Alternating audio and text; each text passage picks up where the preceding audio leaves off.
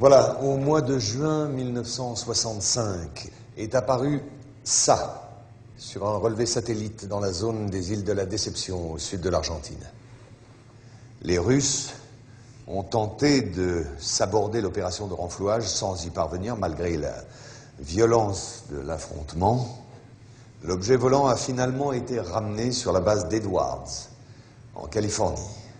Et 10 ans plus tard, le premier drone antigravitationnel à propulsion magnéto-hydrodynamique, ou MHD, a fait son premier vol d'essai dans le désert environnant la base d'Edwards. Et pas mal de prototypes ont vu le jour.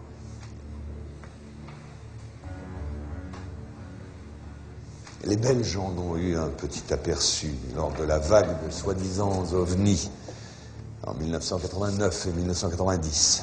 Le modèle incriminé était un Astra TR-3B ou un XR-7 de forme triangulaire et capable de voler silencieusement à plus de Mach 10. Je voudrais maintenant vous parler d'une autre application concrète d'une de ces technologies, le bombardier B-2. Sa phase de développement a commencé en 1981.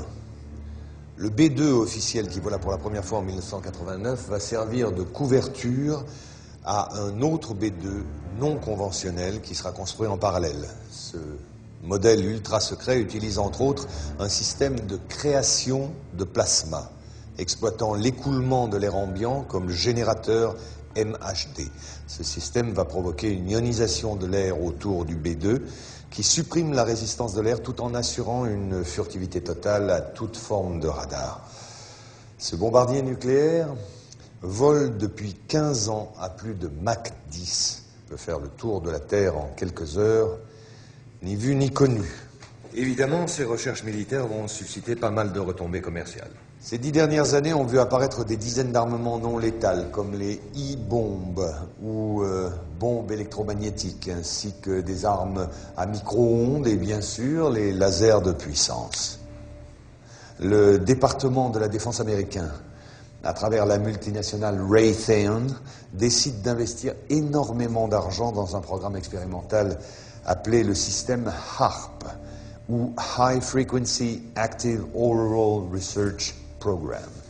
Et c'est tout un programme. Officiellement, la base en Alaska fait des recherches sur la ionosphère. En vérité, les possibilités réelles de l'installation sont énormes. Manipulation du climat, détection profonde de bases souterraines ou de gisements, destruction silencieuse et à distance de n'importe quel objet, et surtout manipulation du comportement humain. Bien, en 1996, un satellite russe découvre en Antarctique l'épave presque intacte d'un immense vaisseau spatial dévoilé par la fonte des glaciers.